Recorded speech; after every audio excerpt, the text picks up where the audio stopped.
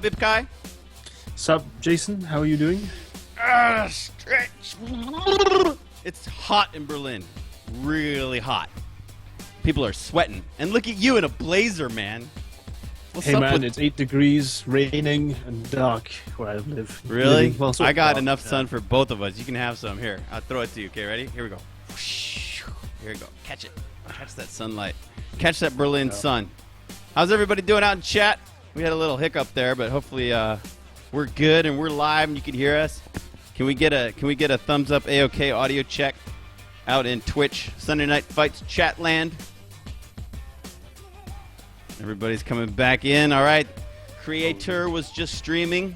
He just did games from the quarterfinals of the tournament that you and I are about to cast, Ipkai. He was doing Siberian versus Love Nest, games that were played yesterday.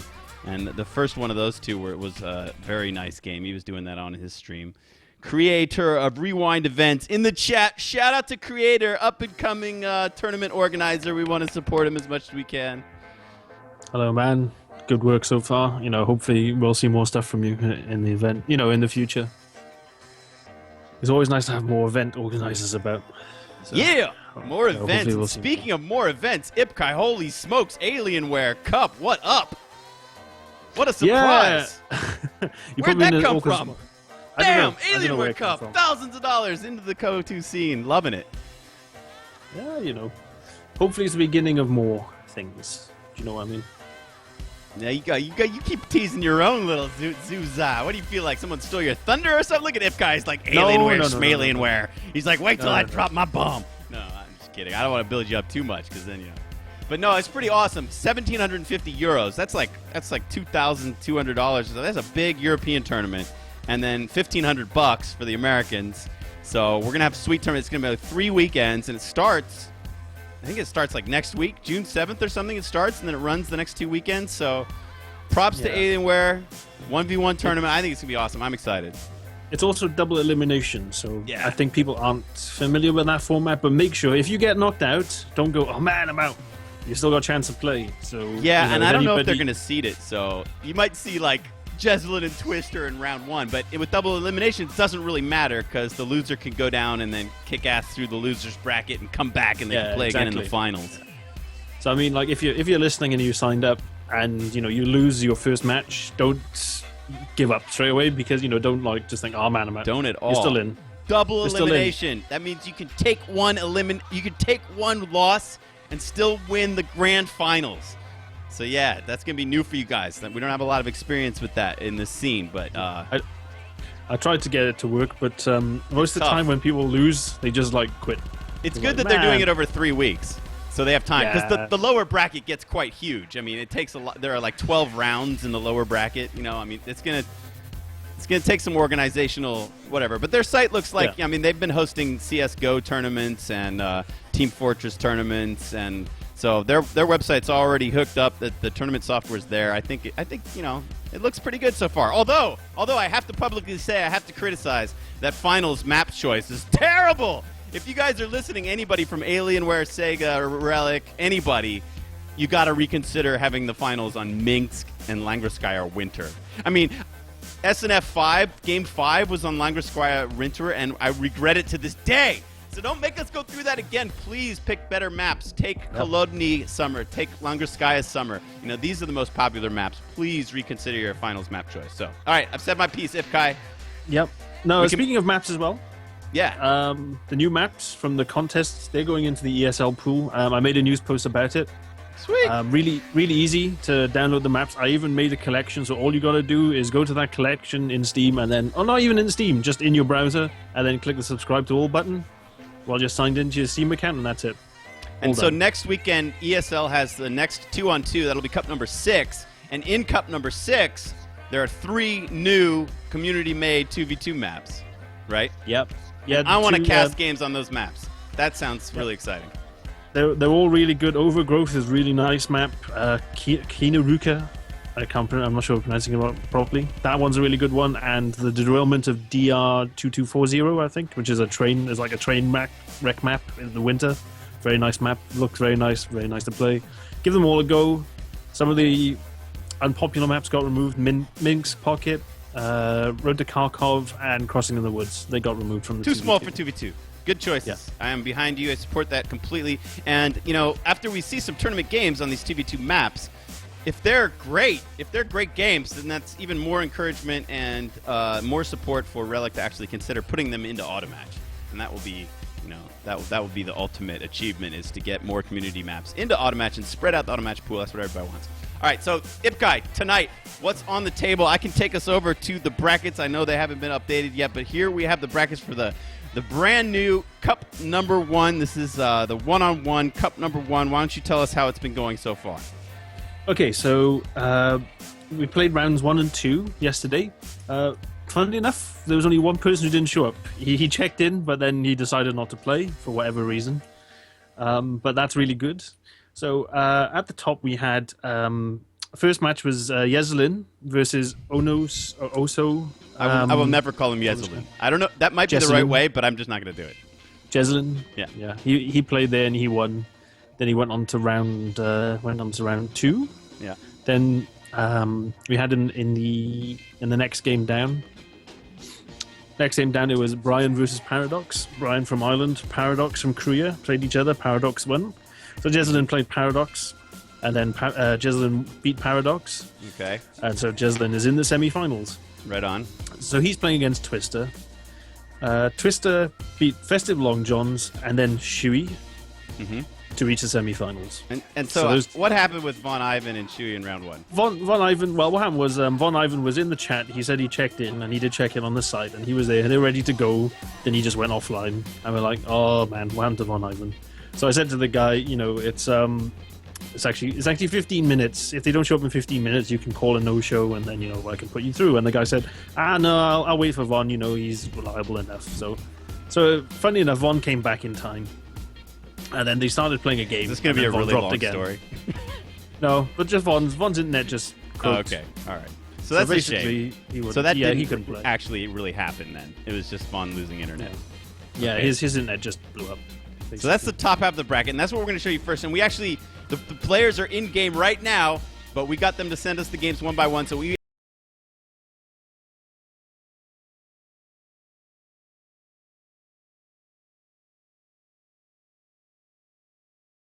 Siberian, who we just saw on the Rewind event stream, he took out Love Nest in the quarterfinals, 2-0. The first game was really difficult for him, though. It went pretty long. And he will be going up against Khan, the student, who's otherwise known as just Khan, exclamation point. And so Siberian and Khan will be the second set of semifinals. And we're going to show you everything tonight. We're going to show you all the games from both Jesulin and Twister and Siberian and Khan, and the winners into the finals. We're set to go for a while, right, Ipkai? Yeah, we have the potential of having 9 games to stream tonight. Isn't that a treat for most people out there? Or 6, which might no, the finals a little as well, easier on our voices. The finals are still best of 3, right? Yeah. Yeah. So you got 9 altogether. Yeah, possible. Or Possible. 6 minimum. 9 maximum. 6. Anyway, here's Jesulin's playing card. And obviously, he's the favorite, I'd say, on all counts. He's number 1 as Soviets, number 1 as Germans. He's just the favorite. He's been dominating lately. It's really tough for anybody to beat him. Whenever they do, there's a pride post, and it's an epic struggle. I casted a game with Sturm Tiger Giep playing him this week, so it's going to be rough. And so he's going up against Twister. Now, Twister has experience. He was one of the contender bout fighters in Sunday Night Fight Season 4 way back when, and he and Daniel D won the SNF Beta tournament when Co2 first launched. So he's got some skill, but you can see his 1v1 stats, rank 66, 183, they're not quite as good. If you hop over to his two-player stats, you can see that he's been spending most of his time with Daniel D, who's otherwise known as the Naked now. They're third as Germans and 7th as Soviets. But I just, I thought that was good, but then I looked at Jesulin's 2v2 stats. Check it out, man. Jesulin's got Twister beat on all fronts. Look at, with Milk Please, they're 2nd as Soviets and 4th as Germans. So Twister is our favorite. Ipkai, we have long-winded introductions. Nobody likes us to keep rambling on. What do you say we just jump right into game? Let's get on with the game. Go on. All right, let's get on. Let's do it. Here we go. I'm going to kill the Marvel Years music, and we are paused. This is going to be on, it looks like, Samoski in the spring. I'm following Jesulin, and I'm going to unpause. You ready, Ipkai? Ready to go. All right, here we go. We're going to unpause in 5, 4, 3, 2, 1. Unpause. 6, 7, 8, 9, 10. So like I said, I will be following Jesulin. He's going to be in the blue trunks, and he'll be playing Soviets on the southwest side of Samoski Summer. Up in the northeast, we have Twister, his opponent, starting out as the Oster. He's got his tier 1 up. He's going to be in the red trunks. I'm going to throw up the resources so you can see what these guys are thinking, what they're doing. Jesulin, of course, is going to be on the bottom, and Twister is going to be on the top. So standard opening, it looks like Jesulin is going to go for probably 3 or 4 conscripts before he gets tier 1 or tier 2. And Twister, getting tier 1, and he's going for the Grenadier start. Probably Grenadier. Yeah, the popular build at the moment is 4 Grenadiers and a machine gun. 4 Grens into an MG. Okay. Yeah, that seems to be the popular build at the moment. Now, this game that I cast, Jesulin played Langoskaya versus Giap, and he did some, he did the con spam. He pumped out a couple 4 cons. But he never upgraded to Molotovs, and actually there was a lot of criticism of that, like in the replay there. People were saying, why didn't you upgrade Molotovs? If you're going to con spam, you kind of got to do it because, you get one good flank off on an MG. Throwing a Molotov can make all the difference. You might not have time to clear it. You might need that quick hit. So I wonder if Jesulin will change up his build and actually incorporate Molotovs into his early game build. Yeah, they're a bit of gamble. I mean, they're 25 fuel, so that can set your tech back a fair amount, in the early game. So it's something to consider. And if he's if he's thinking about trying to push out a quick T70 or a T34, you can still get them out reasonably quick.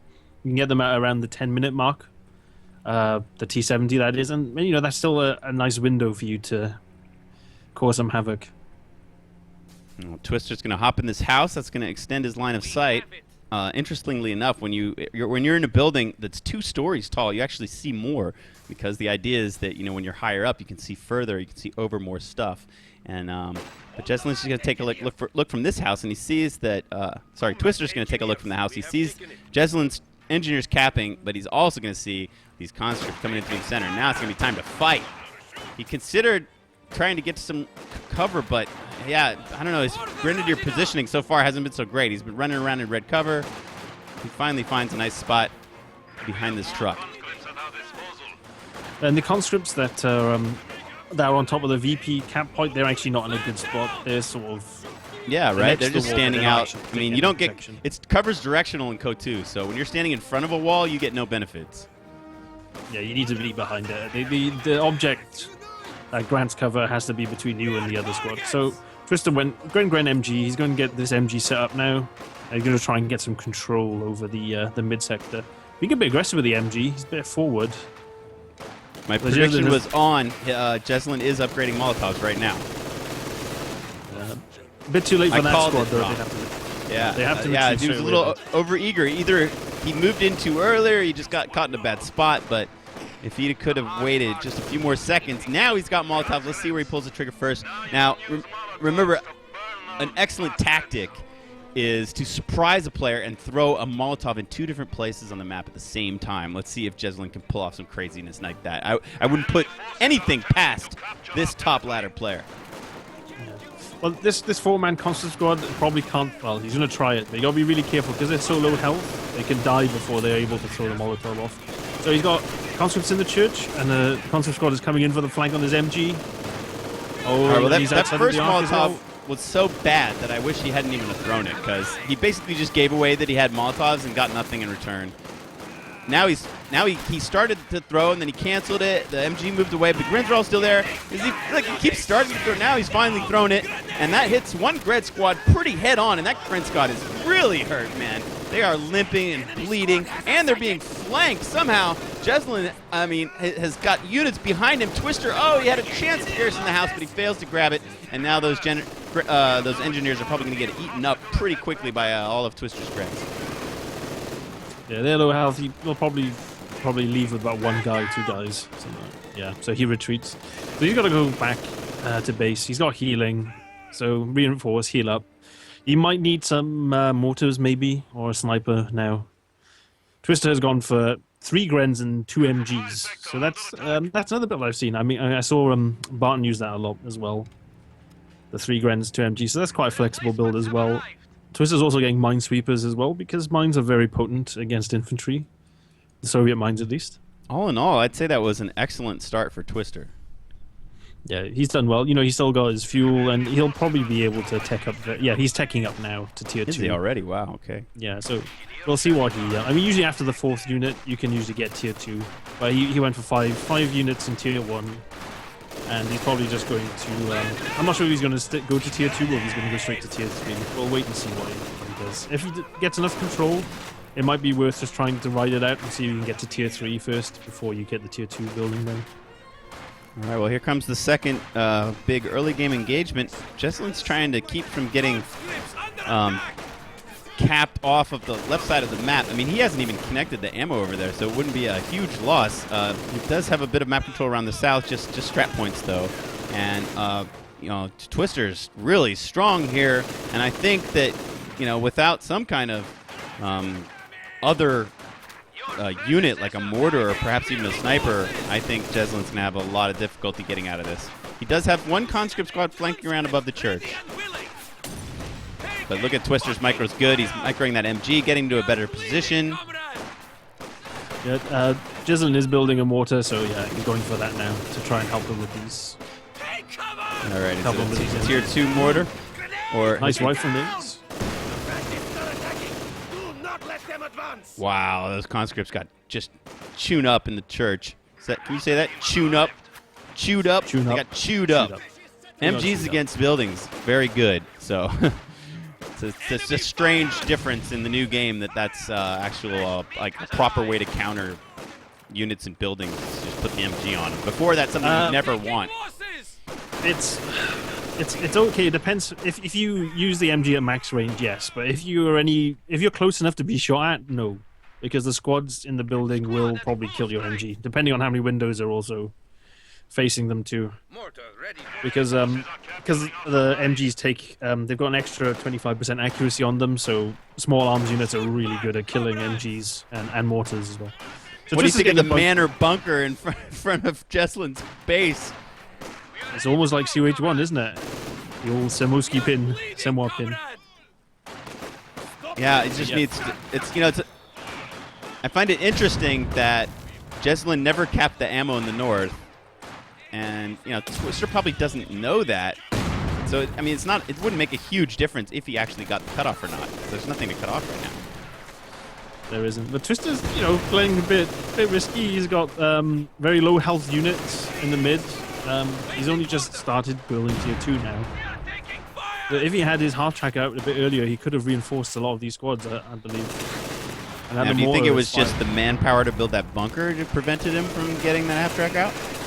No, he's got plenty of manpower. I think he just micro slipped his mind. Yeah, okay. Just to not. We don't even know that he's going for a half track yet, do we? No, he's going for 2-2-2 now. But I would have gone for a half track, and it would have helped me. Hold this position. Hold this, and he's lost to Gren squad on retreat. That Gren squad that was really weak. Oh, I missed that. Yeah. Man, look at Jesulin, man. Jesulin's reminding me of Dev M, but look at Twister defending, man. MG's pointing backwards. This is really good stuff. Gotta run. This is a great early game. Well. This is the kind of stuff we dream about as shoutcasters, as far as like an early game. Like really excellent MG micro, really excellent rifle conscript micro, getting in behind them, throwing nades. Man, I miss this stuff. And it's all back after those few patches. But yeah, the 2-2-2 is out now. Nice harassment unit. Twister's also getting a 251 half track. That bunker's slowly being watered down, though. It's only got a little bit of health now. It's interesting where he placed it. It's just a few meters shy of this little gap, and so Jesulin's been microing all of his units just around that gap and totally avoiding that MG bunker. So perhaps it could have been placed a little further forward, or he would have really had to keep units in there to even have the line of sight be maximum on that MG bunker. But yeah, that thing is just about to fall. The 221 is out, but I don't think he'll be in the time to save that bunker, although he's just sending a lot of these conscripts packing through their own motor fire. And let's see, does Jesulin already have 18 nuds? He does have 18 nuds. And he's got a ZIS as well. 18 nades. Oh, does he? Okay, that thing's creeping out. Okay, let's see if he can find a nice position.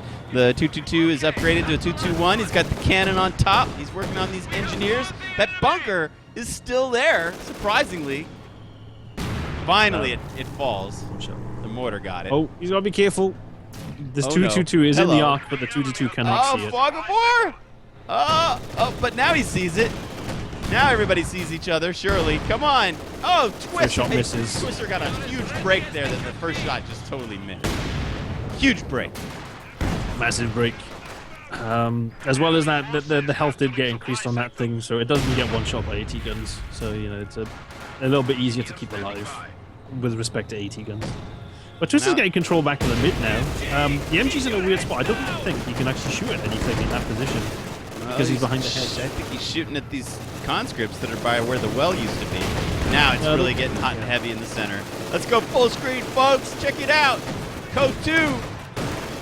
Middle game. We got an AT gun. We got Sonderkraftfahrzeuge. We got MGs and double vec Grens and conscripts rushing in. Oh, a barrage. And Jesulin wants that MG down badly. He spent the munitions and it's doing the trick. The MG has almost fallen. Will Jesulin be able to? Will Twister be able to soft retreat and reinforce?